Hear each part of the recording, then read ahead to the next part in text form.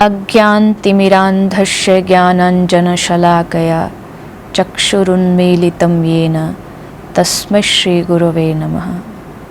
श्री कृष्ण चैतन्य प्रभु नित्यानंद, श्री अद्वैत गदाधर श्रीवासादि गौर भक्त वृंद। हरे कृष्ण कृष्ण कृष्ण हरे हरे, हरे राम राम राम हरे हरे। जय श्री राधे। आप सभी भक्तों को, सभी प्रेमी गणों को मेरा प्रणाम। जय श्री राधे। कहते हैं कि अपने भक्तों के गुणगान सुनते हुए श्री ठाकुर जी अत्यंत प्रसन्न होते हैं, और इसी भाव को लेकर के आज से 9 दिन पहले हमने इस भक्त चरित्र को आरंभ किया। इसी उद्देश्य को लेकर के, इसी भावना को लेकर के कि हमें किसी भी प्रकार अपने ठाकुर को प्रसन्न करना है, ताकि वो भी हमारे कानों के द्वारा अपने भक्तों के चरित्र को श्रवण करें और अत्यंत आनंद का अनुभव कर सकें। इस उद्देश्य को लेकर के आज ये भक्त चरित्रों की यात्रा 10वें दिन में प्रवेश कर रही है। जैसा मैंने आरंभ में कहा था, इस यात्रा को हमने 7 दिन के लिए आरंभ किया था, लेकिन कुछ लोगों की इच्छा थी कि श्री किशोरी राधा रानी के वर्णन को श्रवण करें, कुछ और चरित्र श्रवण करें, तो इसलिए इसका समय 10 दिन बढ़ा दिया गया। अर्थात 7 दिन की जगह इसको 10 दिन का कर दिया गया, और आज उसका विश्राम दिवस है। मुझे आशा है कि आपको भगवत भक्तों के चरित्रों को सुनकर के आनंद तो आया ही होगा, और आपका तो पता नहीं, लेकिन मुझे तो अत्यंत आनंद का अनुभव हुआ जब ठाकुर जी के किसी भक्त के चरित्रों को पढ़ने का अवसर प्राप्त होता है या उसको श्रवण कराने का अवसर प्राप्त होता है। तो न जाने क्यों उन भक्तों के चरित्रों को सुन के हृदय एकदम गदगद हो जाता है, और मन में एक उत्कंठा जागृत होती है कि न जाने कब श्री ठाकुर जी की हम पर इतनी कृपा होगी कि हम भी इन भक्तों जैसे दिन रात केवल उनके नाम में मस्त रहें, पड़े रहें, भीगे रहें और अपने जीवन को धन्य करें। ये भक्ति का मार्ग यद्यपि इतना आसान भी नहीं है, किंतु अगर भगवत कृपा या किसी गुरुजन की या किसी महत् पुरुष की कृपा हो जाए तो मुश्किल भी नहीं है, असंभव भी नहीं है। लेकिन इसके लिए आवश्यकता होती है किसी की कृपा का होना।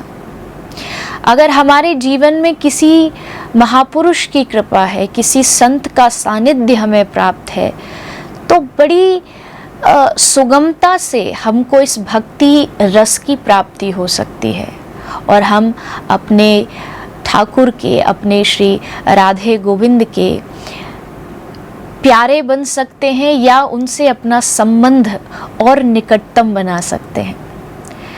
तो मुझे लगता है कि मेरा तो जब मैं भक्त चरित्र श्रवण करती हूँ किसी संत के मुख से या अध्ययन के माध्यम से, तो मेरे हृदय को बड़ा आनंद और बड़े सुख की प्राप्ति होती है।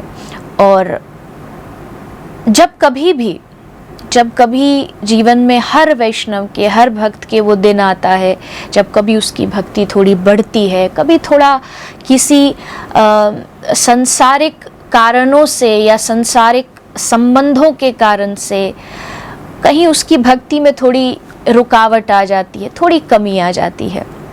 यद्यपि श्री नारद जी कहते प्रतिक्षण वर्धमान, भक्ति वही होती है जो हर क्षण बढ़े। किंतु ये भक्तों की बात है, हम जैसे लोग जो अभी इस भक्ति साम्राज्य में बस पहले स्तर पर ही हैं, उनके लिए तो कभी कभी भक्ति बढ़ती भी है, कभी थोड़ी कम भी हो जाती है। और जब आपको ऐसा लगे कि आपका भक्ति में मन कम लग रहा है, आपका माला जाप उतना नहीं हो रहा, तो एकमात्र किसी भक्त का सानिध्य कर लीजिए। और भक्त का सानिध्य नहीं है तो आप अपने घर पर भक्तों के चरित्र को पढ़िए, क्योंकि वो भी एक प्रकार का भक्त सानिध्य ही है। ये जो शास्त्र हमारे महापुरुषों ने दिए हैं, ये शास्त्र भगवत संग का ही काम करते हैं। भगवत संग भी और उनके जो भक्त हैं वैष्णव संग का काम भी हमारे शास्त्र करते हैं। तो मुझे इन 10 दिनों में ठाकुर जी के आनंद की, उनके उस रस की खूब अनुभूति भी हुई। और जब मैंने इस भक्त चरित्र को आरंभ किया तो मैंने श्री ठाकुर जी के चरणों में निवेदन किया कि ये भक्त चरित्र में किसी को नहीं, सिर्फ आपको श्रवण करा रही हूँ। आप मेरे समक्ष, मेरे सामने बैठे हैं और ये भक्त चरित्र आप ही बैठ के सुन रहे हैं। इन 10 दिनों में कुछ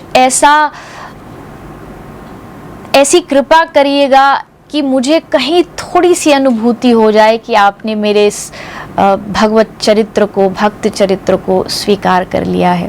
कोई ऐसा इशारा, कोई ऐसा अनुभव बस मुझे करा दीजिएगा। और बस ठाकुर जी की कृपा ऐसे हुई कि इन 10 दिनों में मुझे वो अनुभव भी हो गया।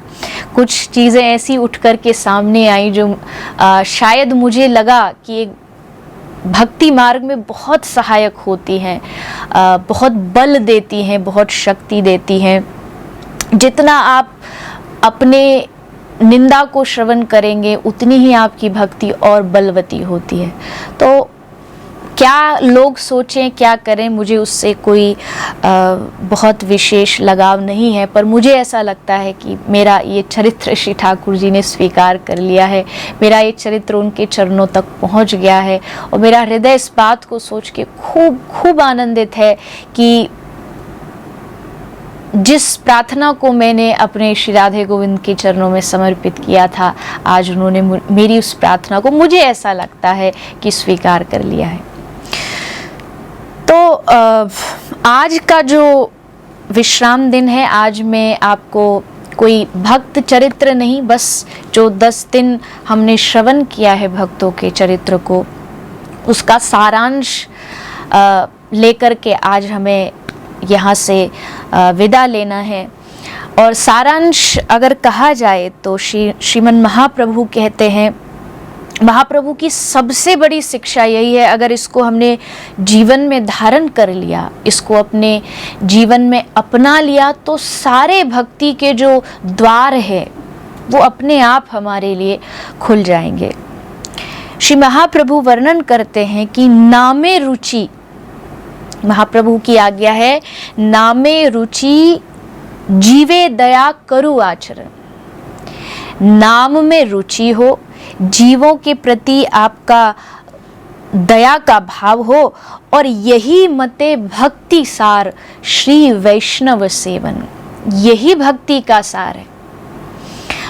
वैष्णवों का संग हो, नाम में रुचि हो और सब जीवों पर दया हो, सब जीवों में अपने भगवान का दर्शन करना हो, भले वो जीव हो, भले निर्जीव हो, भले पाषाण हो, हर जीव में अपने ठाकुर का दर्शन करते रहिए। जिस प्रकार भक्तमाल में हमने श्री नामदेव जी के चरित्र को श्रवण किया, नामदेव जी जब गुरुदेव श्री विसोबा कासर जी के समीप गए तो उनको प्रथम बार जब उन्होंने अपने गुरुदेव के दर्शन किए तो उनको विश्वास नहीं हुआ कि ये संत कैसे हो सकता है। जिस तरफ भगवान की मूर्ति है उसी तरफ अपने दोनों पैर करके वो बैठे हैं। तो ये बात उनको कुछ समझ नहीं आई, शायद अभी गुरुदेव पर उतना विश्वास नहीं था। तो बोल उठे कि कैसे भक्त हो तुम, कैसे संत हो कि अपने पैरों को उस तरफ करके बैठे हो। तो उन्होंने उत्तर दिया कि ठीक है, जिस तरफ वो ना हो उस तरफ मेरे पैर घुमा दे। और जैसे पैर को उनके चरणों को घुमाया गया तो श्री ठाकुर जी का विग्रह उधर भी प्रशस्त हो गया। तो कहने का अर्थ है कि जो वास्तविक भक्त होता है वो सबके अंदर भगवान को देखता है, और जब सबके अंदर भगवान को देखता है तभी उसके हृदय में सबके प्रति दया भाव जागृत होता है, क्योंकि वो जानता है उसके सामने जो खड़ा है वो कोई और नहीं है, साक्षात भगवान ही उसके सामने विराजमान है। तो नामे रुचि, जीवे दया और वैष्णव संग, ये 3 कार्य हमें करने हैं। जितना आप ये 3 मार्गों पर आगे चलेंगे, कहते हैं ट्रेन 2 पटरी पर चलती है, लेकिन आध्यात्म में ये 3 पटरी है। हरिनाम जाप करते रहिए, भक्त जनों का संग करते रहिए, और सब में समभाव यानी दया भाव रखिए। वैष्णव जन तो तेने कहिए, जे पीर पराई जाने रे। नरसिंह जी का चरित्र भी हमने श्रवण किया। तो कहने का अर्थ है इन सब बातों से एक ही सारांश निकलता है जो श्री महाप्रभु शिक्षा दे रहे हैं। आप सबसे मेरा निवेदन है, ये 10 दिन की यात्रा तो आज यहीं विश्राम ले रही है। प्रभु कृपा करे, अभी बहुत समय हमारे पास है, ये अंत नहीं है। कुछ समय के विश्राम के बाद हम फिर एक या तो भगवत चरित्र या किसी भक्त चरित्र या कुछ हमारे शास्त्रों के अध्ययन के द्वारा हमें क्या शिक्षा प्राप्त हो सकती है, वो सब लेकर के पुनः उपस्थित होंगे। और तब तक के लिए आप सब अपने घर बैठ के खूब भजन करिए, खूब नाम जप करिए।